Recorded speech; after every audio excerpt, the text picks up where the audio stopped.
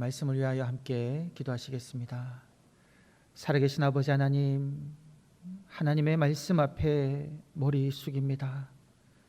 성령 하나님께서 역사하여 주시어 하나님의 말씀만이 선포되어지게 하여 주시고, 선포되어지는 그 하나님의 말씀이 우리의 심령 가운데 새겨져 말씀이 날마다 기억나게 하시고 그 말씀대로 살아내는 은혜가 있게 하여 주옵소서.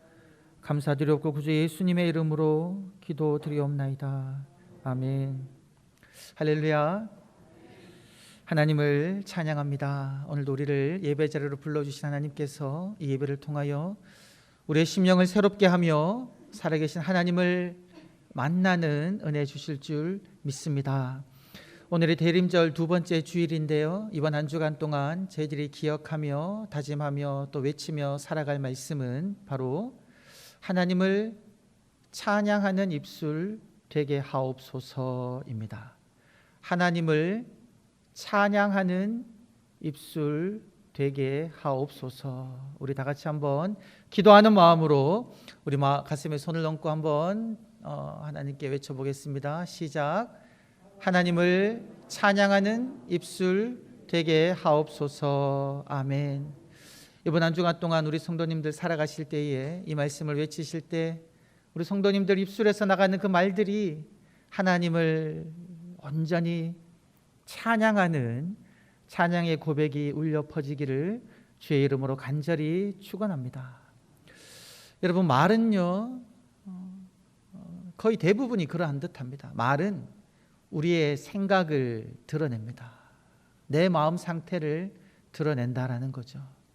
우리의 마음이 즐겁고 기쁘면 자기도 모르게 이 말에서요 막 신나는 말이 나가게 됩니다.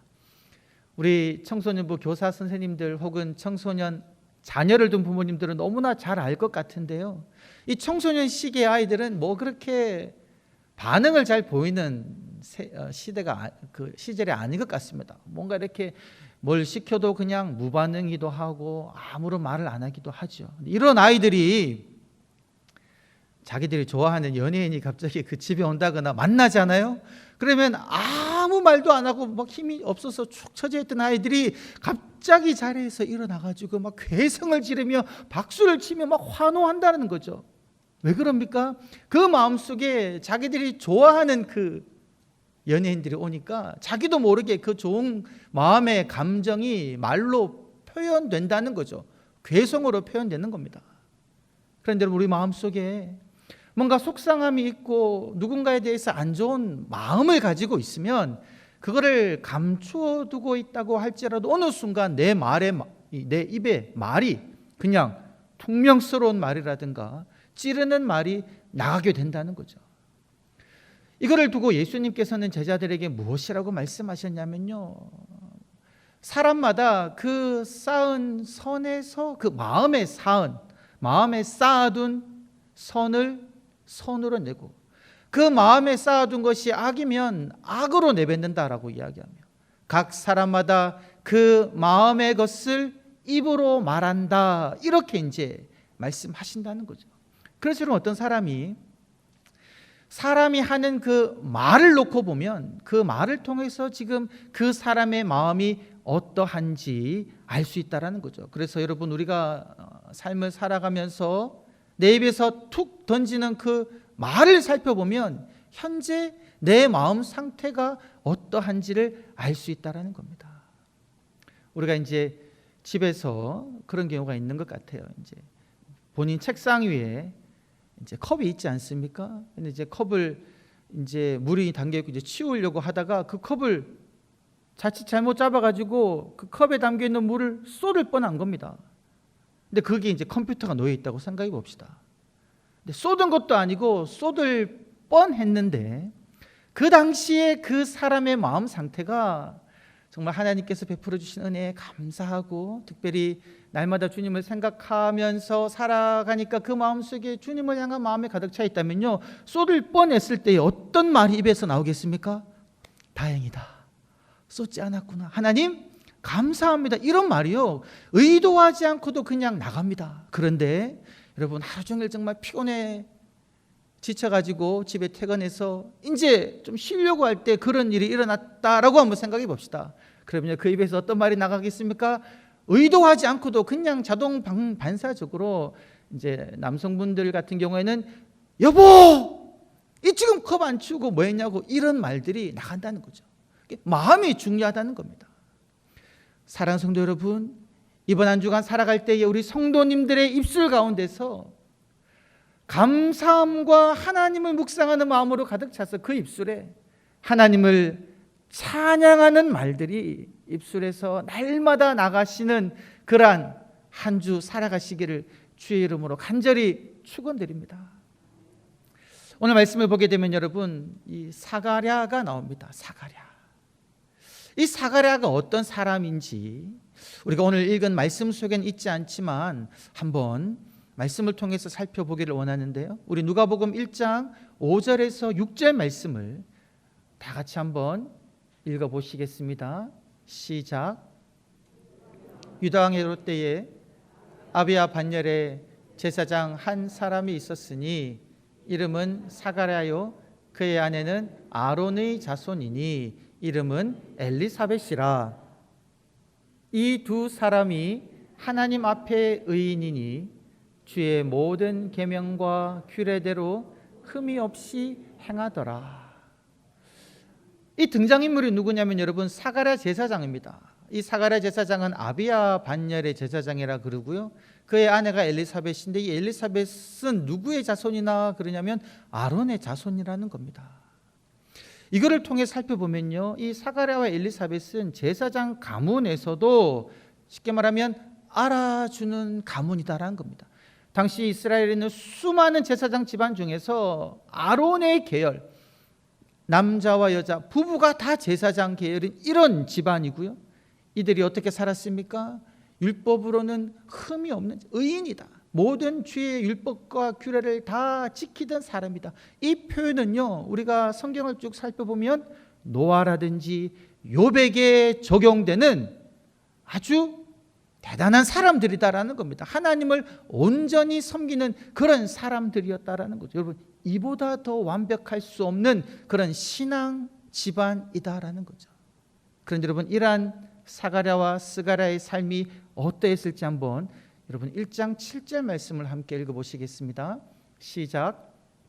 엘리사벳이 잉태를 못함으로 그들에게 자식이 없고 두 사람의 나이가 많더라. 알아주는 제사장 가문이고, 그리고 그들은 일평생 하나님 앞에서 의인으로 율법과 규례를 온전히 지키면서 살아갔는데 여러분, 이들의 삶 속에 한 가지 해결되지 않은 일이 있었다라는 거죠. 자식이 없는 겁니다. 여러분, 하나님을 온전히 섬기는 사람이니 얼마나 하나님께 열심히 기도했겠습니까? 하나님, 우리에게 자녀를 허락하여 주옵소서. 이 가문이, 이 믿음의 가문이 이어지게 하여 주옵소서. 자녀가 없으면 여러분 그 가문이 끊어지지 않습니까? 그렇게 기도를 계속 드렸습니다. 그런데 어땠다는 겁니까? 응답되지 않은 거죠.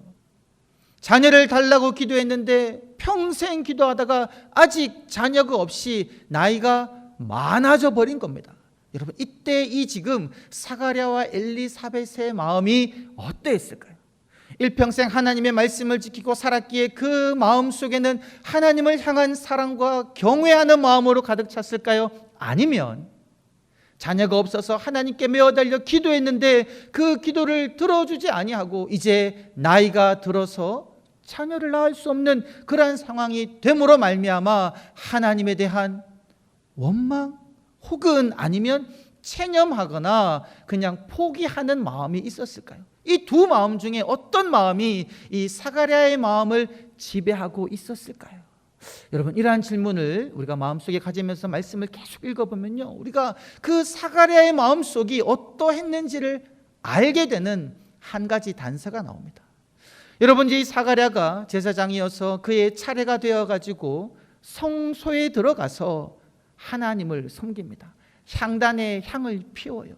여러분, 향단의 향을 피운다는 것은요, 그 성소 너머의 지성소에 하나님의 임재가 경험되어진 것이고, 하나님이 임재한 것을 이 향불로 지금 가려가지고 자신이 죽지 않게 하기 위한 그런 역할을 지금 하고 있는 거거든요.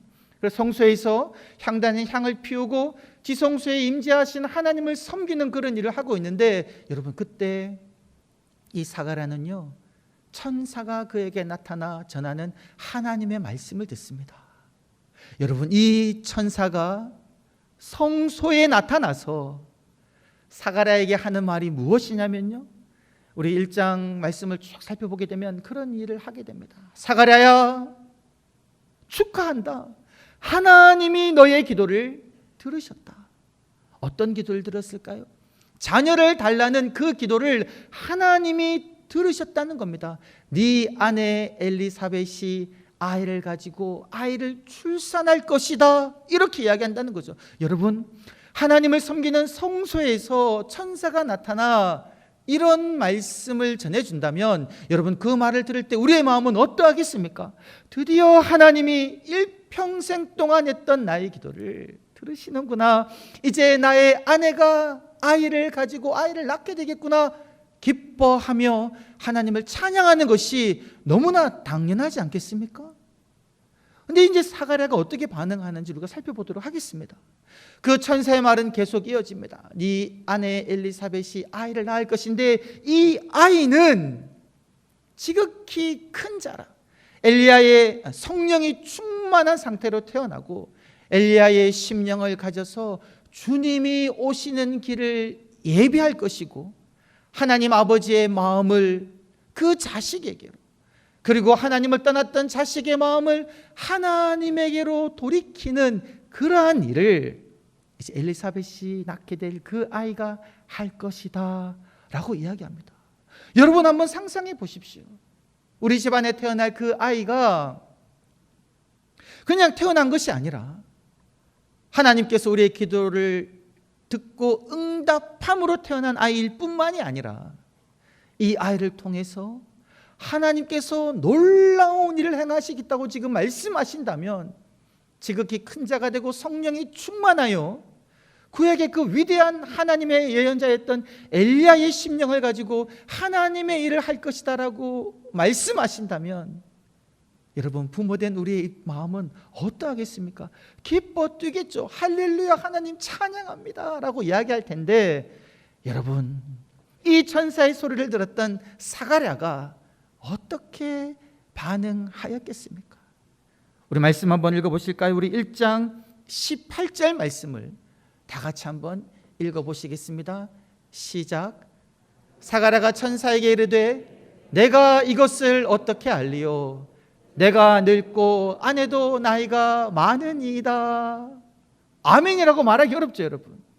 지금 천사가 성소에 나타나 하나님의 일을 하는 그 사가랴에게 하나님의 기쁜 소식을 전했는데, 그 소식을 듣고 사가랴가 하는 반응의 말이 무엇이냐면, 어떻게 이런 일이 일어나겠습니까?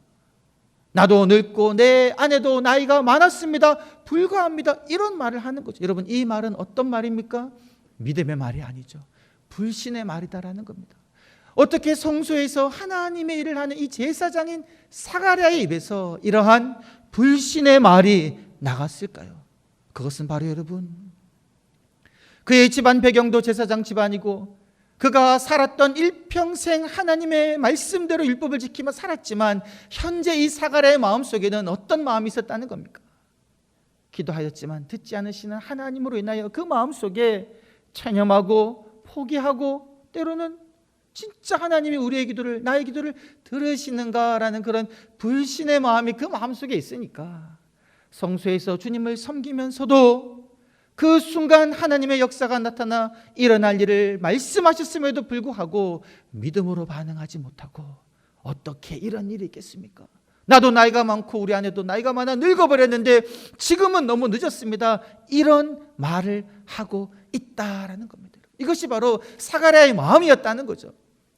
그러니까 하나님께서 어떻게 합니까? 이 천사를 지켜서 그렇게 하는 겁니다. 사가랴, 네가 내 말을 믿지 아니했으니 이제는 이 아이가 태어날 때까지 말을 못할 것이다, 이런 일을 한다는 겁니다. 여러분, 저는 묵상해 보았습니다. 왜 하나님께서 이 천사를 통하여 믿지 아니하는 사가랴의 입을 닫으셨을까요? 이것은 하나님께서 사가랴에게 내리시는 형벌일까요? 심판일까요? 말씀을 곰곰이 묵상해 보니까요, 지금 사가랴가 아이가 태어날 동안 말을 못하게 되는 거는요, 하나님의 심판이라기보다는 오히려 하나님의 은총임을 알게 됩니다. 여러분, 말을 내 마음속에 막 불신이 있고 체념이 있는 상태에 여러분 말을 막 하게 되면 어떤 말이 막 나가겠습니까?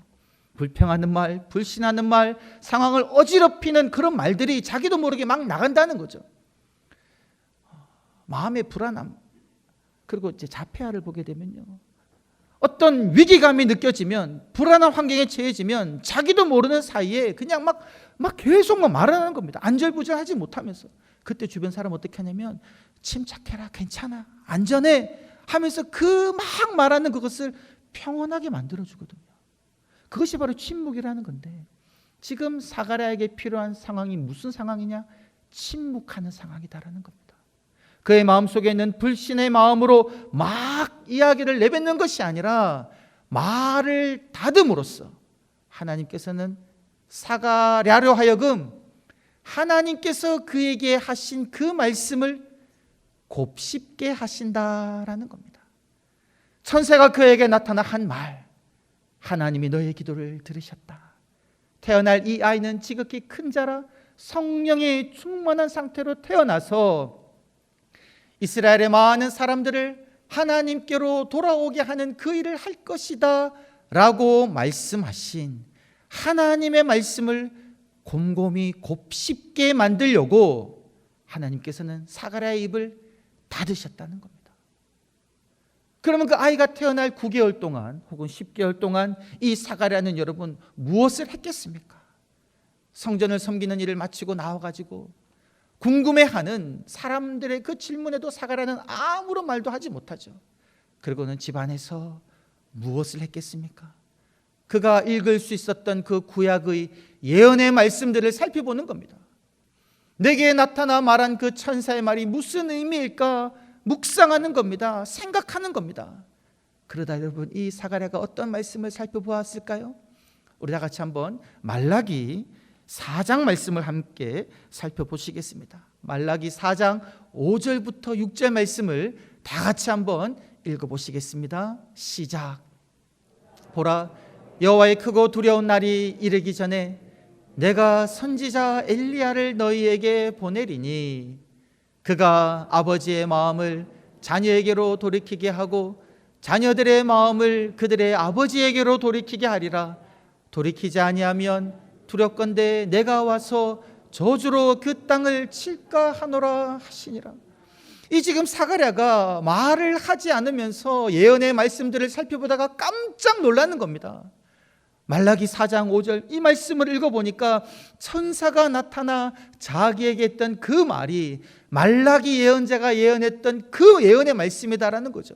엘리야, 내 종 엘리야를 보내서 그 엘리야가 아버지의 마음을 자녀에게로, 자녀의 마음을 아버지에게로 돌이킨다고 약속하셨는데 이 약속의 말씀을 놀랍게도 누가 이룬다는 겁니까? 나의 자녀, 나의 아이가 이 말을 이룰 하나님의 예언자로 선택받았다는 그 사실을 깨닫는 거죠. 여러분 이사야 40장 말씀도 함께 읽어보시겠습니다. 이사야 40장 3절부터 5절 말씀을 다 같이 한번 읽어보시겠습니다. 시작. 외치는 자의 소리여 이르되 너희는 광야에서 여호와의 길을 예비하라. 사막에서 우리 하나님의 대로를 평탄하게 하라. 골짜기마다 도두어지며 산마다 언덕마다 낮아지며 고르지 아니한 곳이 평탄하게 되며 험한 곳이 평지가 될 것이요 여호와의 영광이 나타나고 모든 육체가 그것을 함께 보리라. 이는 여호와의 입이 말씀하셨느니라. 여러분 이사야 예언서의 말씀을 살펴보니까 광야에 외치는 자의 소리가 있는데 이 광야에 외치는 자가 와가지고 오실 주님의 길을 예비한다는 겁니다. 골짜기를 도도 높아지게 하고 모든 높은 산과 언덕을 낮아지게 하고 모든 육체가 여호와의 영광을 보도록 하는 이 일을 하나님의 입이 명하셨는데 이 일이 이제 이루어진다는 거죠. 그 일을 누구를 통해서 이룬다는 겁니까? 태어날 자기의 아이를 통해서 하나님께서 이 일을 이루신다는 거죠. 그러면서 여러분 예언의 말씀을 계속 살펴보니까 이제 드디어 하나님께서 하나님의 구원자, 이스라엘 백성들을 모든 죄에서 구원할 자, 모든 원수의 손에서 구원할 그 메시아를 하나님께서 이제 보내주시겠다라는 그 약속의 말씀을 깨닫게 된 겁니다. 그래서 이제 여러분 이 9개월 기간 동안 스가랴는 하나님의 말씀을 묵상하면서 하나님의 하실 그 일을 깨닫게 되었다는 겁니다. 그러면서 그 마음 속에 있었던 그 불신의 마음, 체념과 포기의 마음이 어떤 마음으로 점점 바뀌는 겁니까? 하나님께서 나의 기도를 들으시고 우리의 가정에 놀라운 일을 행하셨을 뿐만이 아니라 로마의 압제로 지내고 있는 우리 민족 이스라엘 백성들을 드디어 구원하시기 위하여 하나님께서 일어나셔서 일하시는구나 라는 사실을 분명하게 깨달아 알게 되었다라는 겁니다. 여러분 그 묵상의 기간 동안 하나님의 약속의 말씀과 역사를 깨달아 알고 난 다음에 이 사가랴의 입에서 나아간 것이 무엇이었겠습니까? 드디어 9개월이라는 시간이 지나가지고 그의 아내 엘리사벳이 아이를 낳습니다. 아이가 태어났을 때에 드디어 그의 입이 열리게 되거든요. 입이 열려가지고 그가 처음 내뱉었던 말이 무슨 말씀이었겠습니까? 무슨 말이었겠습니까? 입을 열자마자 아유 답답해서 너무 힘들었네, 입이 근질근질해서 참기 어려웠네, 이런 말을 내뱉은 것이 아닙니다. 입이 열리자마자 이 사가랴가 한 말은 바로 찬양의 말인데요, 우리 다 같이 1장 64절 말씀을 다 같이 한번 읽어보시겠습니다. 시작. 예, 그 입이 곧 열리고 혀가 풀리며 말을 하여 하나님을 찬송하니 할렐루야. 지금 이 사가랴가 입이 열리자마자 혀가 풀리자마자 한 내용은요, 하나님을 찬송하는 것이었습니다. 말을 할 수 있게 되자마자 내 아이가 태어났다라고 아이가 태어났음을 기뻐하는 것이 아니라 입이 열리자마자 그가 한 것은 바로 무슨 내용이었냐면 하나님을 찬양하는, 하나님을 높이는 그러한 말이 그의 입에서 나갔다라는 것이죠. 여러분 이 하나님을 찬양하는 그 찬양의 내용이 어떤 내용이었을까요? 오늘 읽은 말씀인 여러분 이사야 우리 누가복음 1장 68절부터 69절 말씀을 다 같이 한번 천천히 한번 읽어 보시겠습니다. 시작. 찬송하리로다 주 이스라엘의 하나님이여, 그 백성을 돌보사 속량하시며 우리를 위하여 구원의 뿔을 그 종 다윗의 집에 일으키셨으니. 아멘.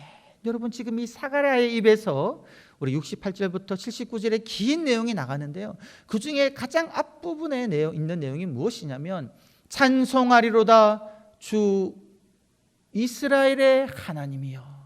하나님을 찬송하는 그 고백이 가장 먼저 나가는데 그 찬송하는 내용이 무엇이냐면요, 여러분 금방 읽었던 68절부터 69절을 보게 되면 하나님이 행하신, 하나님이 또한 행하시고자 하시는 세 가지 행동을 가지고 하나님을 찬양합니다.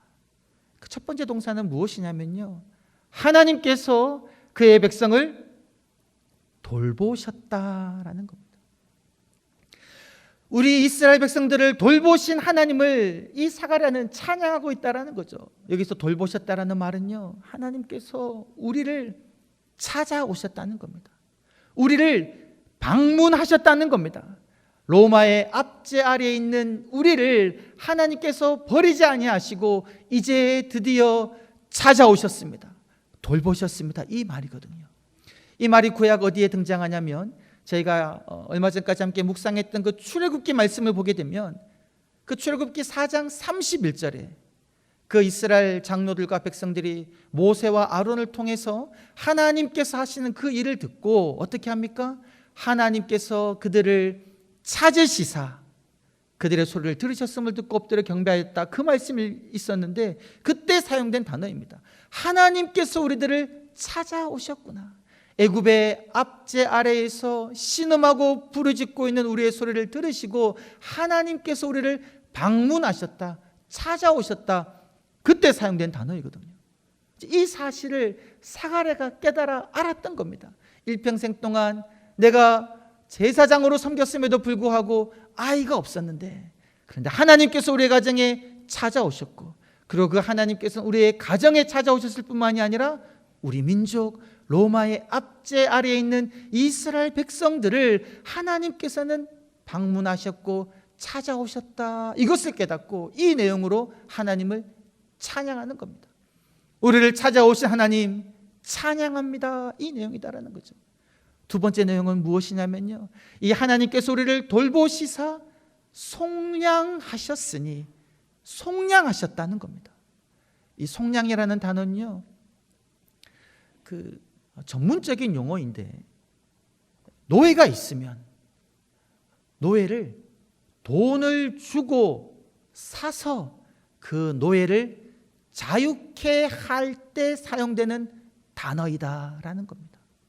하나님께서 어떻게 하셨느냐, 우리를 찾아오셔가지고 죄의 종이 된 우리들, 그리고 로마의 압제 아래 신음하고 있는 우리들을 위하여 하나님께서 이제 값을 치르시고 우리들을 사셔서 하나님의 백성으로 만드시고 우리를 자유케 하셨다, 이러한 고백을 지금 사가랴가 하고 있다는 겁니다.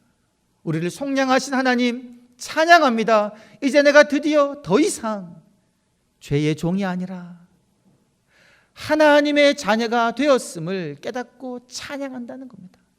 여러분, 세 번째 단어는 무엇이냐면요, 다윗의 집에 구원의 뿔을 세우셨다. 이 구원의 뿔이라 함은 다른 말로 말하면 구원의 능력입니다. 또 다른 말로 하면 메시아인 것이죠. 구약의 예언자를 통하여 끊임없이 약속하셨던 이스라엘 민족을 원수의 손에서 구원하게 할 다윗의 자손, 그 약속을 하나님께서 드디어 이루시는구나라는 것을 깨달아 알고 이 사가랴가 하나님을 찬양하는 겁니다. 하나님께서 그 하나님의 종 예언자의 입을 통하여 약속하셨던 대로 다윗의 집에 우리를 구원할 구원자 곧 메시아를 하나님께서 세우셨습니다. 이 내용을요, 믿음으로 고백하고 이러한 행동을 하는 하나님을 사가랴가 찬양했다라는 겁니다. 이것이 바로 이 사가랴를 통해서 우리에게 들려주고자 하시는 하나님의 말씀이다라는 겁니다. 그가 제사장으로 섬기고 있음에도 불구하고 그 마음속에, 그의 삶 속에서 이루어지지 않는 일로 인하여 체념과 포기와 불신의 마음으로 가득 차 있을 때에 그가 하나님의 하시는 그 일, 하나님의 말씀을 묵상함으로 말미암아 하나님의 그 구원의 놀라운 계획을 깨닫고 하나님을 찬양하였던 것처럼 오늘 이 대림절 두 번째를 맞이하는 우리 모든 성도님들의 입술 속에서도 여러분, 하나님이 하시는 그 놀라운 일을 찬양하시는 은총이 있기를 주의 이름으로 간절히 축원합니다. 이렇게 되기 위하여 우리가 해야 될 것이 무엇이겠습니까? 바로 사가랴가 9개월 동안 침묵 가운데 하나님의 말씀을 묵상하였던 것처럼 여러분, 우리들도요, 이 대림절 기간 동안 나의 삶의 현실을 바라보며 여러 가지 어려운 일들로 인하여 내 마음이 포기하고 체념하고 하나님을 향하여 원망하고 불신의 마음을 가지는 것이 아니라 하나님의 말씀을 통하여 하나님이 우리에게 주신 그 여러 가지 약속의 말씀, 하나님의 성품을 묵상함으로 말미암아 우리의 삶 속에 또 우리에게 구원자를 주신 예수 그리스도의 그 일을 온전히 깨달아 알아 하나님을 매일의 순간순간마다 찬양하시는 저와 여러분 되시기를 주의 이름으로 간절히 축원합니다. 이 시간 말씀을 시간 함께 기도하겠습니다. 아버지 하나님, 하나님을 찬양하는 찬양의 입술이 되게 하여 주시옵소서. 내가 처해 있는 여러 가지 현실을 바라보며 하나님 원망하며 불평하며 불신의 말을 내뱉는 그러한 삶이 아니라 약속하신 대로 메시아 아기 예수를 보내주신, 나를 죄에서 구원하신 하나님의 그 사랑과 놀라운 일들을 묵상하며 그러한 일을 행하신 하나님을 온 마음 다해 찬양하는 삶 살게 하여 주시옵소서. 감사드렸고 구주 예수님의 이름으로 기도드리옵나이다. 아멘.